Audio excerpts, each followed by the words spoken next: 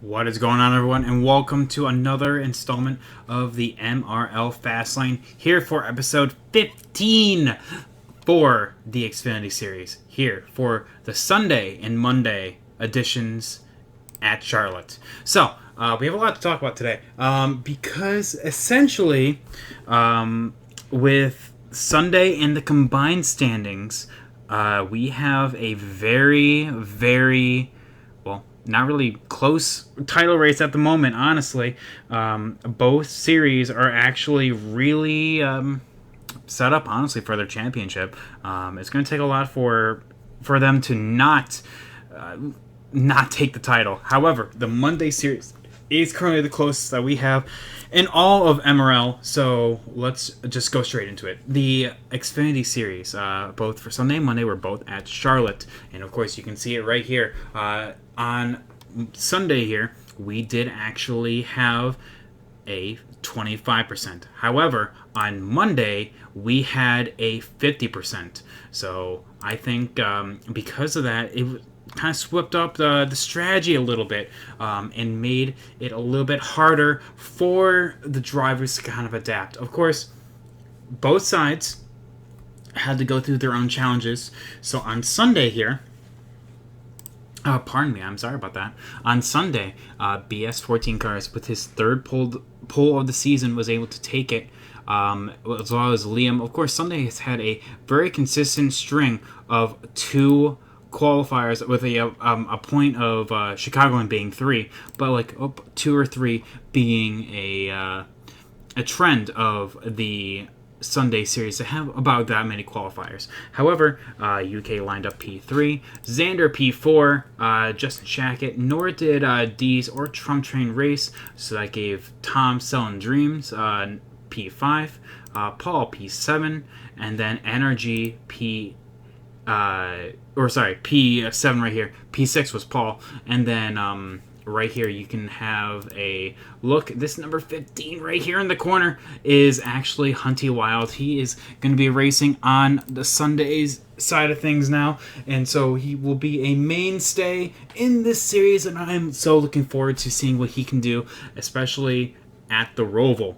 So as you can see, so that is the lineup right now, and immediately I'm just going to show you the implications of the race going into turn one. And of course, I love it seeing front to back right here. You can see the people starting to get loose, kind of bobbing off of the bottom here. Charlotte is very line intensive. You do not want to hit that apron, nor do you want to actually go out and stay up high a little bit either, like kind of like what BS is doing, because there is no speed up there. Because should someone kind of slide up that cushion, you are going to be into the wall. Luckily, BS barely was able to avoid it, but here we are now, the 54. You see the line on the bottom right here. That is the preferred line where you want to be at, and I'm just telling you right now because is exactly how you're going to see a lot of passing being made. Very close.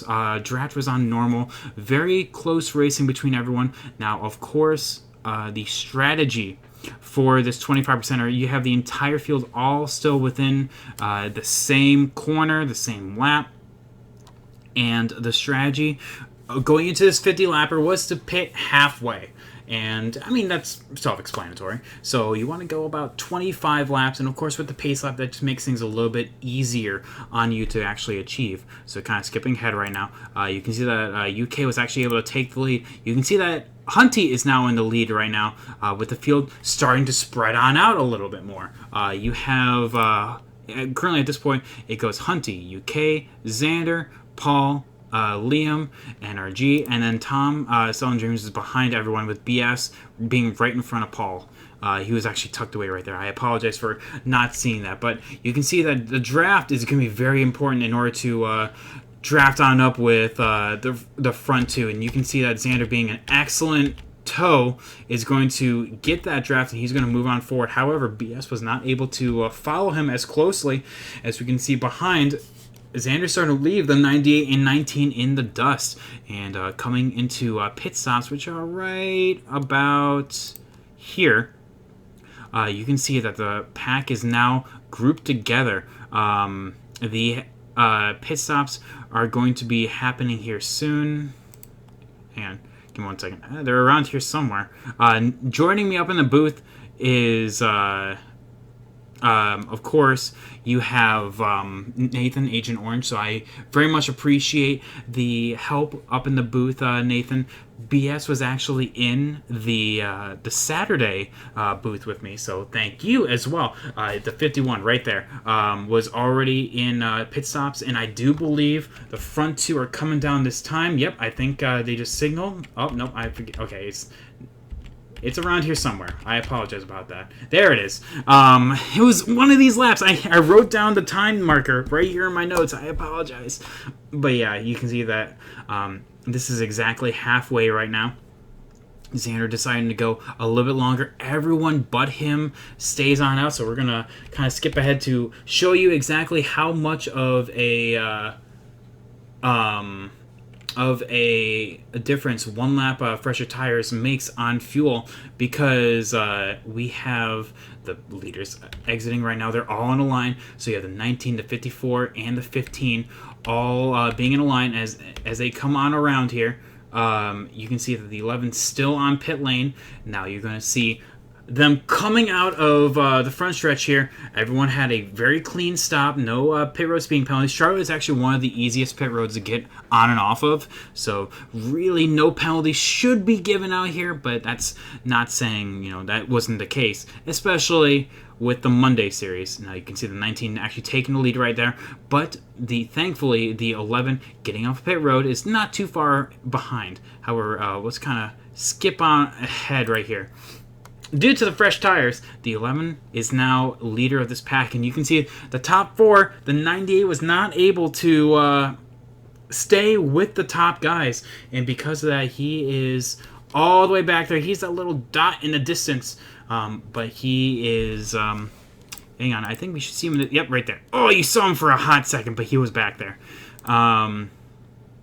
So you have the top four essentially vying for the same spot, which is one of those things that, we've seen it more so often. The field gets split in half, and essentially this is half the field right here if you think about it. So right now the 11's towing around the entire group, but however the pass is being made right here as we are getting down to crunch time. The 11 squeezes, and the 15 has that excellent car control. However, he has that bottom side. Despite having the high side momentum and the 15 kind of getting into the grass, the 11 still going to be not quite clear right here. And you can see that the 11 having the high side momentum going into turn 2 will be able to hold that position. However, that 15 is looking nice and stout there, looking to try to make the pass. However, the 19 is probably in the best position right now. Should these guys get into a little bit of a pickle, the 19 is able to actually move forward. We're going to kind of skip ahead a little bit right now. Eventually, as the laps kind of come on down, the pass will be made right here. The 15 looks down low, and how he did it, I want to point out the 11 hit the apron, and you can tell he's frustrated right now because he got in his own head right there. He hit the apron to 54, then moves down low, and is actually going to be able to fill that gap. Going to kind of skip ahead a little bit right now. The 54 then makes the pass. The 11 puts back to P3. The 19 now in P4. So now because of that, you can see that the laps are starting to wind on down. And as we move forward, the 11 gets on past the 54, gets really wide. This is insane battling from the top four right now. All very competitive, very equal with one another. However, the 11's still up high, and that is going to make a really bad situation worse because now the 19's there to fill in that hole. He wasn't there last time. Now the 15 of Hunty is looking to really get on past. So now we have the difference of fresh tires versus old tires right there. So I want to point out now, the 19 really dove it on in. However, this will be an incident that will be talked about here in a hot second. Self-explanatory. So, because of that, the 4-car battle is now down to 2 because the 11 is taken out. of the equation and decided to take out the 19. Of course, we don't take too kindly to that in the official rules. I'm going to take the moment here and just say that Xander is going to be parked for next week. He will not be racing in the Roval. So because of that, due to that, I mean, it's one of those things, tempers flare. I talk about the driver mentality all the time. The driver mentality is one of those things that they get into their own heads and they're really frustrated. You think you should be farther out front than you actually are, but the draft is everything. The draft is everything at this track, and because of that, with the final laps all the way around, it's between the 54 and the 15. And going into this is the final lap. The 54 puts the bumper to the 15. The 54 is going to go and throttle it up. However, the 15 is going to hold on the high side, and it's going to be a drag race despite hitting the wall. A little bit of contact was made at the 54, and there. Hunty Wild takes the maiden win of his maiden race, and that was how the top three are going to finish. The 15 of Hunty Wild, 54 of UK Wildcats, and the 11 of Xander. I have the rest of the results. BS P4, Liam P5, Energy P6, Paul, who did get dumped right there, finishing P7, and then Tom Selling Dreams finishing a handful of laps down in P8. Because of that, like I said, the 11 is going to be parked next week at the Charlotte Roval this coming Sunday, and as I say, it's really hard to make snap judgment calls like that. But at the same time, you have to just know that sometimes you are beat, and it wasn't intentional. It all stemmed from the 19 going and let's see if I can actually pull one on up again. Yeah, so the 19 overdrove turn 1 and 2, and that, I think he even may have bounced off the apron of turns 1 and 2. Hit the door into the 11. The 11 didn't take too kindly about it. He was very frustrated with how he was being raced and just turned hard left. So obviously, it was intentional, but like I said, he will be parked for next race, and it is known that people do get frustrated, but you cannot let that impact how you look at a race. So because of that, here we are. So with that being all said, the points from the Sunday series remain relatively unchanged. There's no major points gains. Paul gains a spot on Casey, who did not put in a lap nor showed up for the race, unfortunately, and that's going to reverb all the way into the combined standings as well. Energy and Hunty both gained a spot in terms of their points positions. However, UK realistically just needs to hold on. He is not within a race distance of the title. However, he is in a race distance of Xander, who, again, won't be showing up at the Charlotte Roval. So essentially, Xander is out of the title fight now. That leaves Liam, BS, in UK. And again, realistically, it's UK's championship to lose, much like Cybers is in the Cup side of things. In terms of the stats, of course, for Sunday, UK actually has the best average finish, still retaining, or despite the tradition of either the 54 or the 11 finishing first or second. That's been happening since the first 6 weeks, essentially. And that position now goes to the 15, taking the maiden win for any other number. The tradition of UK finishing first or second still goes on, and because of that, he now has a 1.6 average finish. Very good.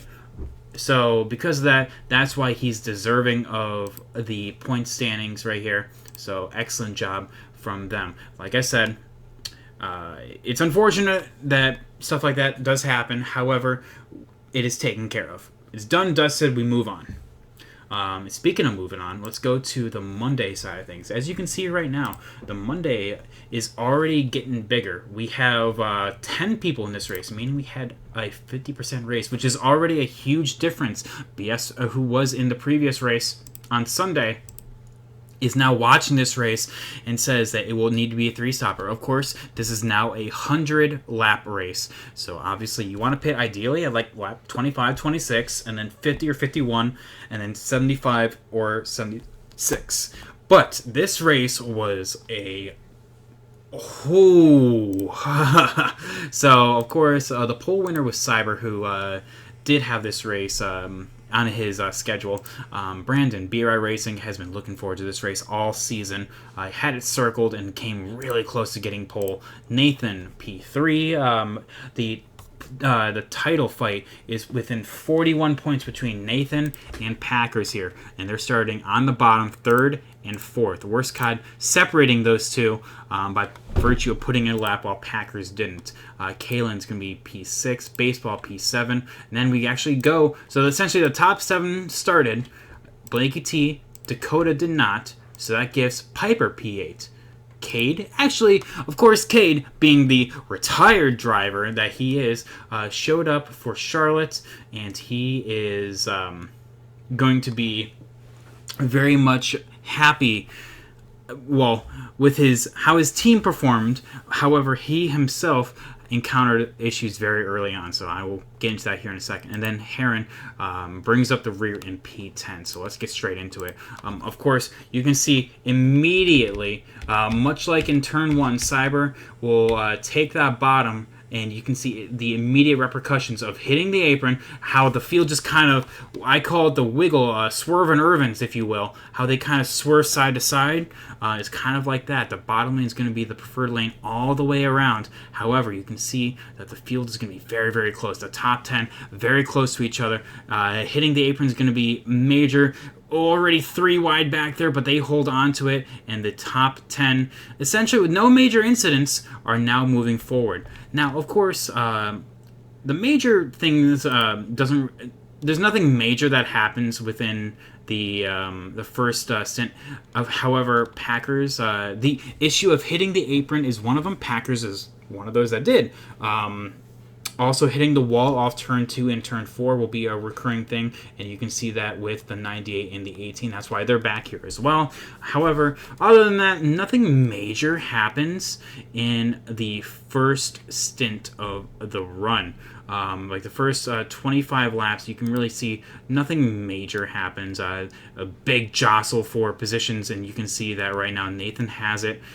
Everyone wants it right now. However, moving forward, you can see that the race winners are going to be looking to gain those positions. Currently, everyone's still in it right now. You can see that the bottom side is, much like on Sunday, the place to be, and everyone is essentially just kind of ice skating around right now. Everyone's very close to each other. The draft is very important. We're going to kind of skip ahead a little bit here.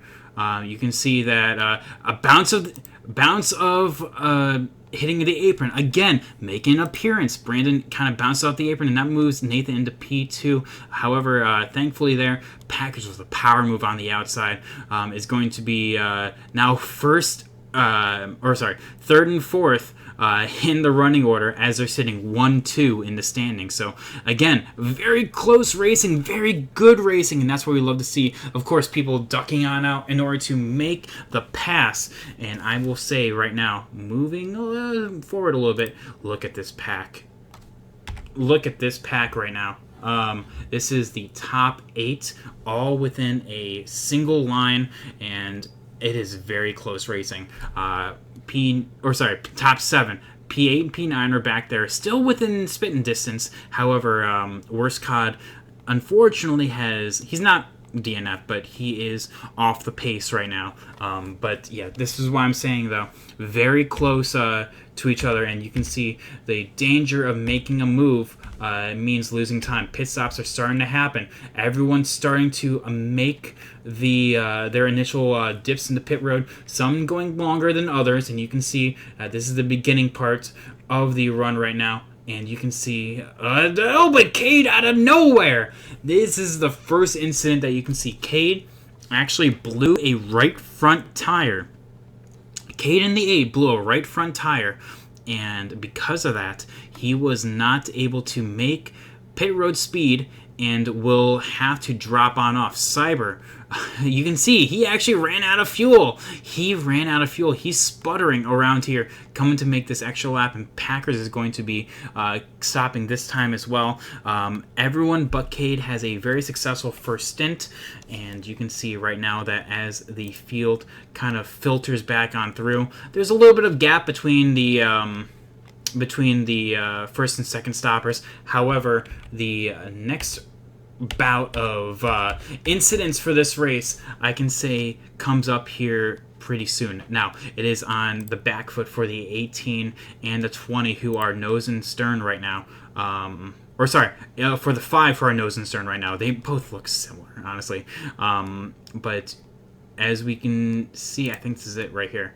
The 11 trying to make the move. The 11 was the first one to lose the draft initially from these guys up here, and the fresher tires, the 1 lap fresher tires from these guys, are going to be the ones to watch out for.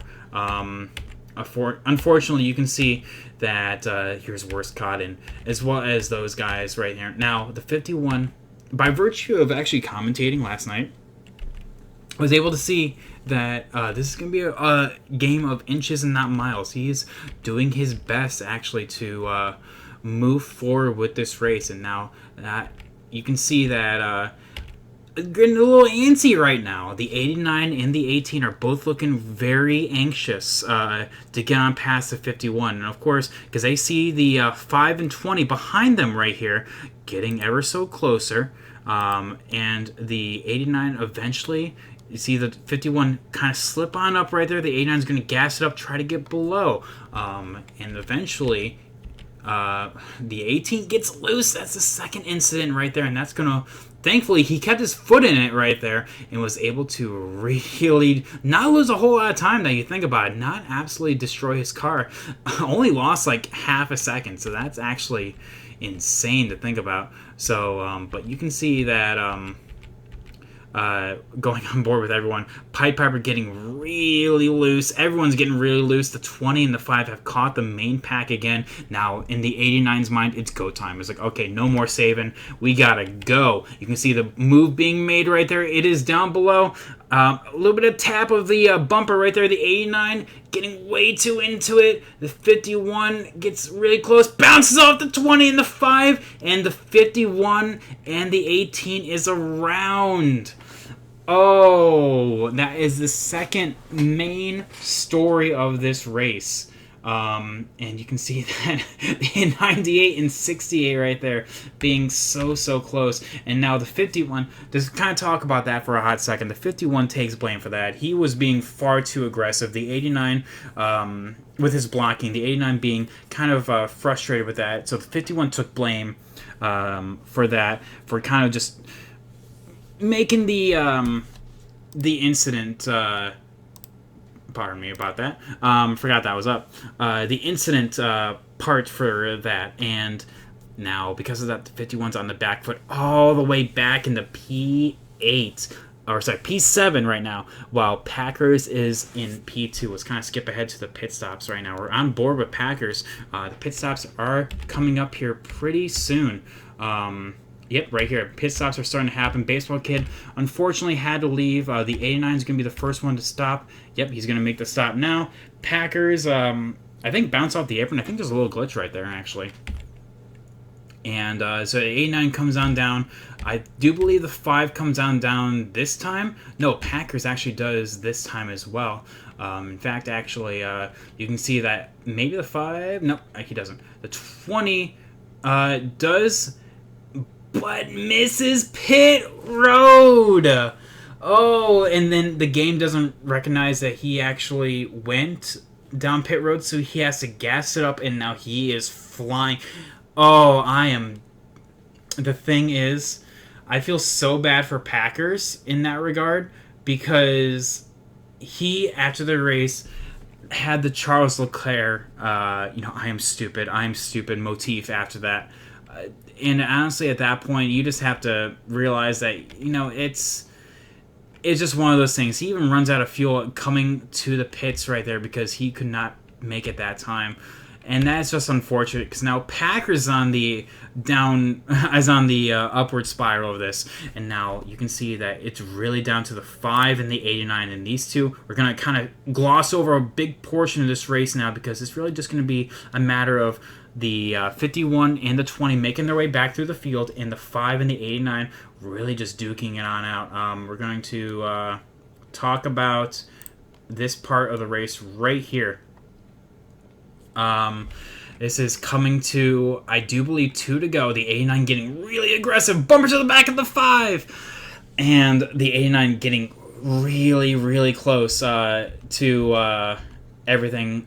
And you can see that the 89 is going to get a huge run right now. The 8 gets out of the way and will actually be able to, gotta stay out of this battle. But it is now a 2-horse race between the 5 and the 89. Oh, I totally missed it, actually. And this right here will be the battle. Actually, I'm sorry, I went past it a little bit. A little bit of bumper right there. The 8 catches him. The 89's going to have a huge run. The 89's going to look low, but it gets chopped. And to the inside wall goes the 89, and the 5 holds up for him. He's like, hang on a second here. I'm going to hold on up for the 89.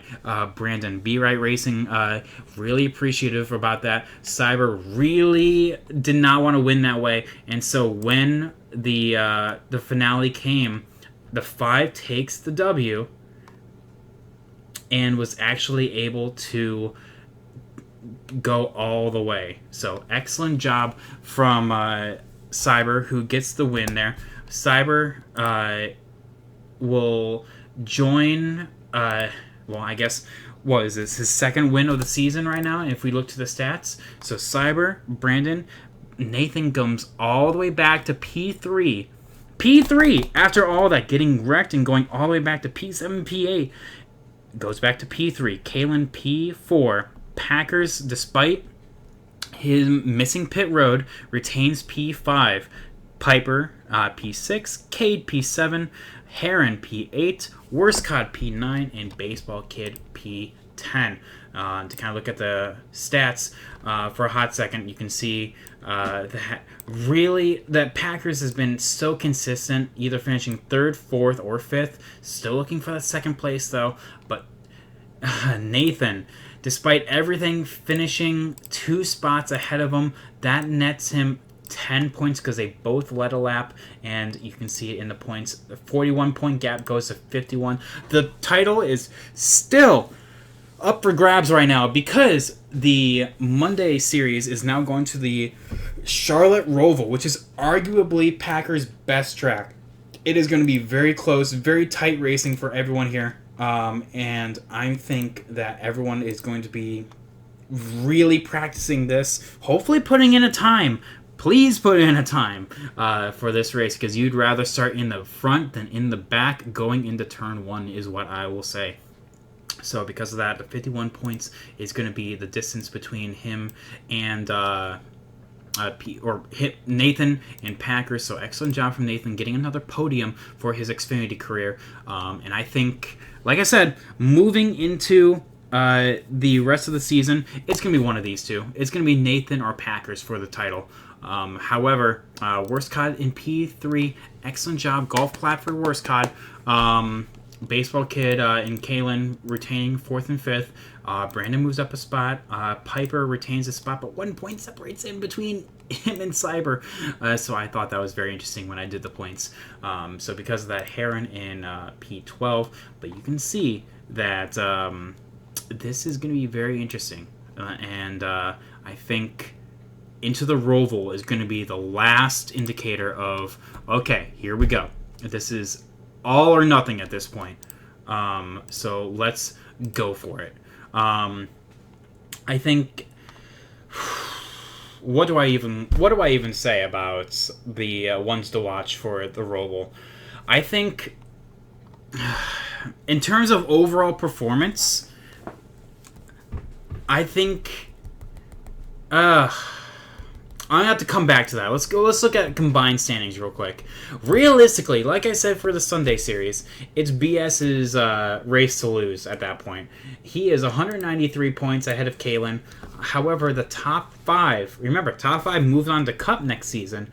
It's still anyone's battle. Paul is moving his way forward. He can still get into the top 5 because Dees has been so blessed with the amount of people not showing up, trying to move into the Cup Series. So that is interesting to see with everyone doing that. Blakey T still retains that spot. Baseball Kid and Kalen are basically safe moving into Cup. However, BS, after his performance at Charlotte, is the only one 100% moving to Cup next season. So good job, BS. Everyone else, though, is in the running for it. However, you can see that realistically, it's Paul to Kalen, realistically baseball. So those guys are going to be the ones to watch in order to move into Cup. I think if they just show up and like start in park, it's already better to get some points than none. So I don't know. We're gonna see how that works. But yeah, let's go on back into be the ones to watch at the Charlotte Roval. Of course, on Sunday, Xander is not going to be there to race, so I think Hunty is going to be the one to watch.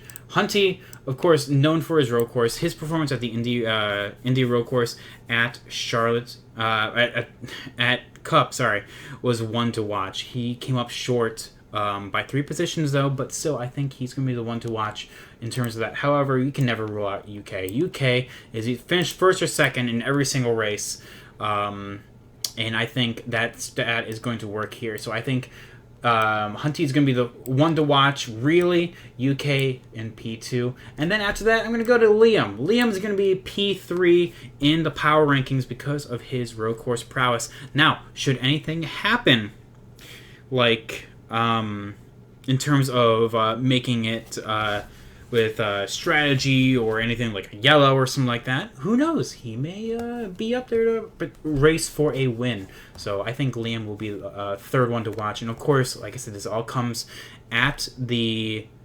jest of Xander for his penalty for next week. Dark horse, though, let's go for BS. I think BS at the road course, he puts in a lot of time. He's put in more effort than anything for the Charlotte Roval. He has sent me times. He's asked me questions. I think BS will really make an impact at the Charlotte Roval, and I think should things go his way, he can be contender. So BS is my dark horse pick. In terms of the Monday series, I think Packers is going to be the man on top. He is finally going to break into the first or second range for the Xfinity series, and he will go out with a bang. I think he will make his last push for the title at this race, and it'll be, if it doesn't happen this race, then congrats, guys. It was a wonderful championship, but not to add urgency to his plate right now, because I know he's still feeling down about Charlotte. It's now or never. You have to have a good race at the Charlotte Roval with 2 races left in the season. After that, I would have to give Cyber my P2 at the Roval because of his past performances in road course equipment. I think he of course won Mid-Ohio, so I think he is already in a good place for that. In fact, actually, Packers got P3 there, so that was the first of his string there. Nathan got P4. However, I think he will still have a decent showing. However, it would take some working for him to go through. Of course, he is a self-proclaimed not a road course ringer. He prefers short tracks and intermediates, so I think he will have to definitely do some laps. However, never count him out. I think Nathan will be in third in the power rankings for this week, and it's going to be very close for those rankings, especially with the dark horse pick. I'm going to have to give it to Kalen. Kalen, of course, finished P5 at Mid-Ohio. However, that doesn't count him out because that was our first and only road course of the season. The Charlotte Roval is a different beast in itself. Very flat, very throttle-driven, where at Mid-Ohio, you can kind of get away with being really, really aggressive on throttle. So because of that, I think Mid-Ohio is a good indicator on pace, but Charlotte Roval is a different beast entirely. So I'm going to look for Kalen to be the dark horse, especially if we do a 25%er. That's going to be the key. It's either going to be a 13-lap race or a 26-lap race, so it's going to be really, really close. But yeah, after that, I think the Xfinity Series with 2 weeks left, Sunday in the combined standings, relatively speaking, have their champions already crowned.